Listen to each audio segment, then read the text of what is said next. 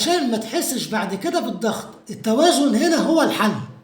أما على الصعيد العاطفي، الثور مش بيدور على علاقة تستهلكه، انت محتاج حب يريحك ويطمنك ويحسسك انك في امان، مش في اختيار دايم. ولو في علاقة انت محتاج وضوح اكتر، ومحتاج تحس ان اللي قدامك ثابت مش متقلب، لان قلبك لما بيتعب بيقفل بهدوء ومن غير ضجيج. ولو مش مرتبط فانت مش مستعجل، وده اختيار واعي مش خوف. انت شفت قبل كده يا سور ان الاندفاع بيكلف كتير، وعلشان كده مستني الشخص اللي يدخل حياتك ويكملها مش يعكها. وفي بالفعل طاقة شخص بيراقبك من بعيد يا سور، معجب بثقتك وهدوءك، بس محتاج وقت أو شجاعة.